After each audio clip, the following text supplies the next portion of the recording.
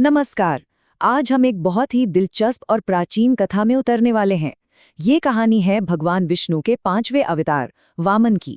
एक ऐसी कहानी जो हमें दान, अहंकार और सच्चे समर्पण के असली मतलब के बारे में सोचने पर मजबूर कर देती है। अच्छा, जरा सोचिए, क्या ऐसा हो सकता है कि किसी की सबसे बड़ी अच्छाई ही उसकी सबसे बड़ी कमजोरी बन जाए? क्या किसी का सबसे बड़ा गुण, उसका दान देने का भाव ही उसके पतन का कारण बन सकता है? यही सवाल है हमारी आज की कहानी का सार। तो चलिए, सबसे पहले मिलते हैं इस कहानी के एक बहुत ही अहम किरदार से। और ये कोई आम खलनायक नहीं है, बल्कि एक महान और शक्तिशाली राजा है, राजा बलि।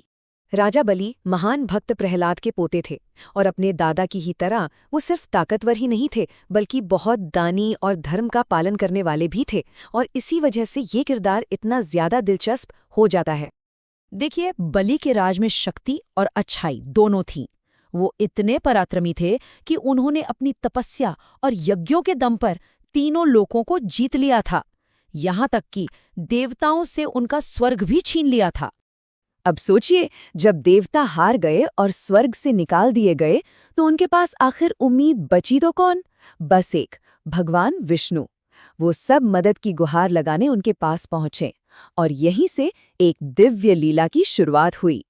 तो देवताओं की इस प्रार्थना के जवाब में भगवान विष्णु ने एक ऐसा उपाय सोचा जो किसी ने कल्पना भी नहीं किया था। उन्होंने एक छोटे से, बहुत ही विनम्र ब्राह्मण बालक के रूप में अवतार लिया, जिसका नाम था वामन। और जरा वामन का रूप देखिए, कितना साधारण, पहली नजर में कोई भी धोखा खा जाए। एक छोटा सा बालक जिसके सिर पर जटाएं हैं, हाथ में एक छड़ी और कमंडल है, लेकिन उनके इसी विनम्र रूप के पीछे उनकी असली, ब्रह्मांड को हिला देने वाली शक्ति छिपी थी। अपनी दीक्षा के ठीक बाद वामन सीधे उस जगह पहुंचे जहां राजा बलि अपनी शक्ति और दान का सबसे बड़ा प्रदर्शन कर रहे थे, एक भव्य अश्वमेध यज्ञ। और बस यहीं पर सब कुछ बदलने वाला था। तो अब वो घड़ी आ गई है जहां एक तरफ हैं शक्तिशाली राजा बलि और दूसरी तरफ वो विनम्र बालक वामन। यह एक ऐसा पल है जो इतिहास को हमेशा के लिए बदल देगा। जैसे ही बलि ने उस तेजस्वी बालक को देखा, उन्होंने उसका स्वागत किया और अपने दानवीर होने के घमंड में भरकर कहा कि तुम जो कुछ भी मांगोगे मैं तुम्हें दूंगा। इस पर वामन का जवाब सुनिए, कितना सरल, कितना विनम्र। उन्होंने कहा, मुझे और कुछ नहीं, बस 3 कदम जमीन चाहिए जिसे मैं अपने छोटे पैरों से नाप सकूं। ये मांग इतनी छोटी थी कि राजा बलि हैरान रह गए। राजा बलि तो ये सुनकर हंस पड़े। उन्हें लगा ये कैसा नादान बच्चा है, और उनका यही अहंकार उनकी आंखों पर पट्टी बांध रहा था। वो ये देख ही नहीं पा रहे थे कि उनके सामने असल में कौन खड़ा है। और यहीं पे ना हमें 2 बिल्कुल अलग सोच दिखाई देती हैं। एक तरफ है राजा बलि का अहंकार, जो ये मानता है कि देने में ही असली शक्ति है, और दूसरी तरफ है वामन की विनम्रता, जो हमें सिखाती है कि संतोष ही सबसे बड़ी दौलत है।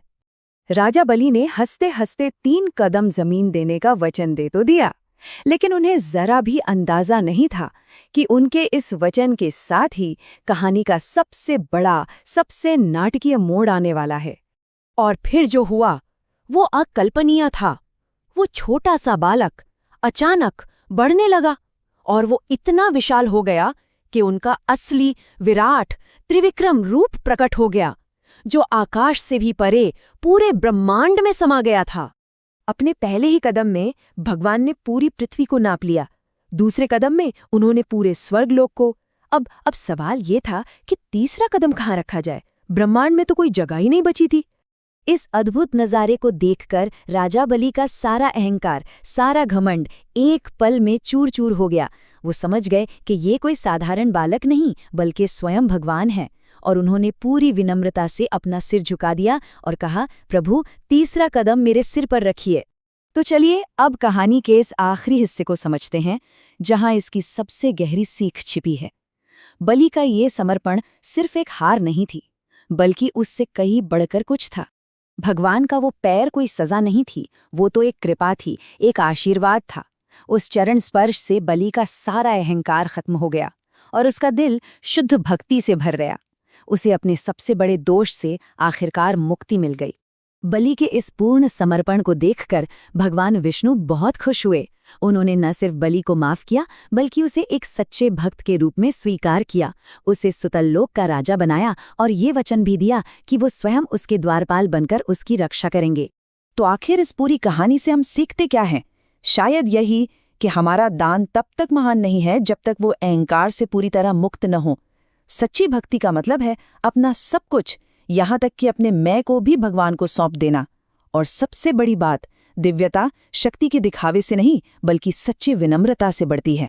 ये कहानी हमें एक बहुत गहरे सवाल पर लाकर छोड़ देती है। तो सच्ची भक्ति का असली मतलब क्या है? अपनी कुछ पसंदीदा चीजें देना या फिर अपने अहंकार समेत अपना सब कुछ समर्पित कर देना? इस